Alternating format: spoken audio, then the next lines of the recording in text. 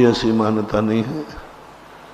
लोक व्यवहार की परंपरा है, लोक व्यवहार है।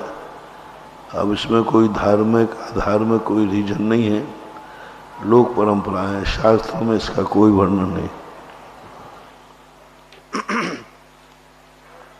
अरुण जैन पाटन कॉलोनी से पूछते हैं, नमोस्तु महाराज जी, हमारा मन रोज उलझता है, कभी घर के, कभी बिजनेस में, कभी पढ़ाई में, कभी मंदिर आदि के काम में। इस तरह हजारों विषय इस मन में उलझनों से भरे होते हैं, तो हम इससे मुक्ति कैसे पाएं? देखो, उलझनों में हम उलझना चाहते हैं तो उलझते हैं। हम उनको मात्र अपना एक कर्तव्य मान के करें, हम एक ड्यूटी मान के करें तो कोई उलझन नहीं है। घर गृहस्थी के कार्य करते हुए भी व्यक्ति अपने आप को शांत रख सकता है। हम जब कर्तृत्ववाद में आते हैं, मैं ऐसा करूँगा, मैं इसको ये कर दूँगा, मैं इससे ये ले लूँगा, तब भाव बनती है। यदि हम अच्छे भाव से, शांत भाव से कर्तव्य करें, जितना अपना कर्तव्य कर लिया, बस आगे हमें कोई विकल्प नहीं। तुम गृहस्थ हो तो तुम्हें एक पीढ़ी को संभालने के लिए उपदेश है। तुम 3-3 पीढ़ियाँ, 4-4 पीढ़ियों तक संभाल रहे हो। तुम्हें वस्तुतः गृहस्थ को कहा गया, यदि तुम गृहस्थ हो तो अपनी पत्नी का, अपने बच्चों तक का ध्यान रखो, उनको संभालो, उनको पैर पे खड़े करो, उनके लिए भोजन बना के खिलाओ, उनकी चिंता करो। बस जैसे ही पैर पे खड़े हो जाएं बच्चे, तो फिर आपको निर्वृत्ति ले लेना चाहिए।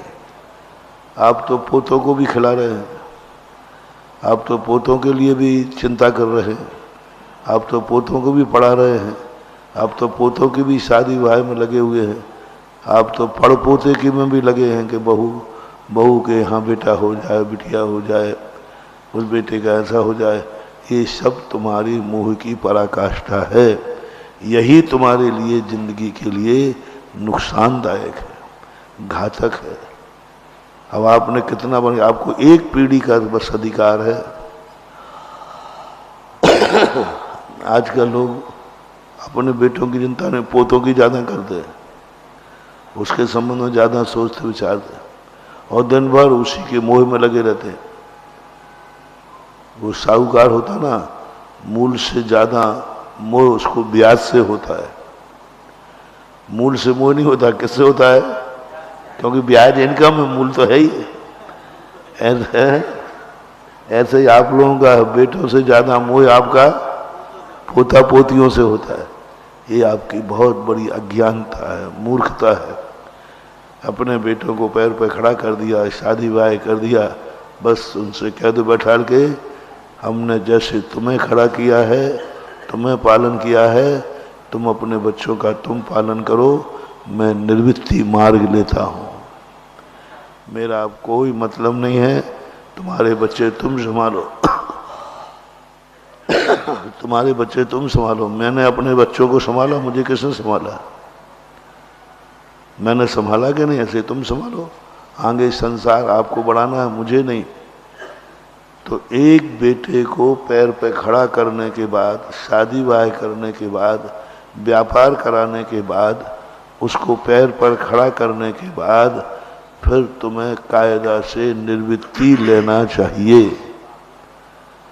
कायदा से आपको सब कोई लेना देना नहीं, कोई मतलब नहीं। बहू गए, दादी बच्चे को खिलाओ, हम बाहर जा रहे हैं, बेटा मैंने तेरे पति को खिला लिया, को एक ही बेटे को खिलाऊंगा। हाँ, आजकल बहुएं सासुओं के प्रति आकर्षित हो रही हैं, बहुत आकर्षित, क्योंकि इतनी सस्ती और विश्वसनीय नौकरानी कहीं नहीं मिलेगी। हाँ, ये बड़े बड़े जो पढ़े लिखे लोग होते हैं ना, दोनों मियाँ बीवी नौकरी करते हैं, ये सास ससुर को बहुत पसंद करते हैं आजकल। हमने देखा सुमरा जी, हमारे बेटे बहू ने बहुत याद किया है, आप यहाँ आ जाओ, डिलीवरी होने वाली है, आ जाओ। मैंने समझा कि वैसे नहीं पूछ सकते छोकरे, बाद में पता चला कि इससे सस्ती 2 जोड़ी कपड़े में 2 टाइम के भोजन में सबसे बड़ी विश्वसनीय नौकरानी कहते नहीं मिला, लेकिन वो विश्वसनीय, पिताजी विश्वसनीय, दोनों मम्मियाँ घर जा रहे हैं, हम नौकरी पे जा रहे हैं, बच्चे को कौन घर में खिलाएगा, बच्चे की रखवाली कौन करेगा? तो सबसे बढ़िया रखवाला है ये बुढ़ा ससुर और बुढ़ा बाप। विश्वसनीय भी है, दोनों काम हो जाएंगे, महाराज जी भी खुश रहेंगे कि देखो बेटा बहू को रख रहा है। और सही बात यह है, इससे अच्छे नौकर नौकरानी कहीं मिलने वाले नहीं है। ये अंदर की बात है, ये अंदर की बात है। मैंने सब अंदर की निकलवा ली आप लोगों की। तो तुम्हें भी कह देना चाहिए बेटा, मैंने तुझे खिलाया है, एक बच्चे को खिलाने का अधिकार मेरा था, तेरे बच्चे मैं नहीं खिला सकता, मुझे इतना मोह नहीं है। तुम अपने बच्चों की चिंता स्वयं करो, मैं तो उतनी देर धर्म ध्यान करूँगा।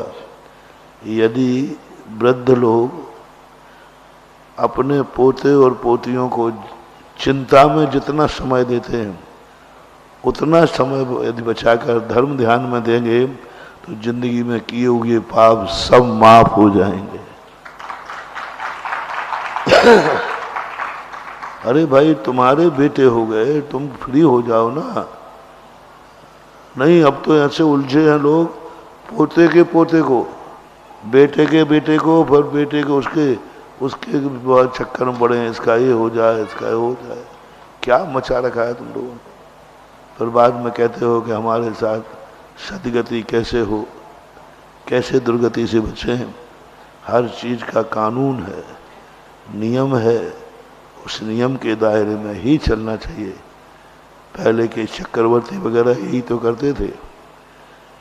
दशरथ ने क्या किया? जैन दर्शन के अनुसार यही तो किया था कि रामचंद्र जी की शादी होने के बाद कहा, ये राजपाट संभालो, तुम जानो, तुम्हारा काम जाना है, मुझे इससे कोई लेना देना नहीं है। हम निर्वृत्ति मार्ग अपनाते हैं। भरत चक्रवर्ती ने जैसे ही अर्क कीर्ति सामने आया, राज्य दे करके चले गए। ऐसे ऐसे लोग हुए जो गर्भ पर भी तिलक लगा के चले गए। ऐसे ऐसे ग्रस्त हुए जो बेटे को जन्म देकर मुख देख करके दीक्षा लेकर चले गए। मुख देखा, उसको तिलक लगाया, राजगद्दी सौंपी, मुख देख करके। सेठ सुकौशल के पिताजी बेटे को जन्म दिया, मुख देखा और वहीं तिलक लगा करके दीक्षा लेके चले गए। 2-2, 3-3 पीढ़ियों का मोह करना एक गिरधता है, और यही गिरधता तुम्हें बाधक है।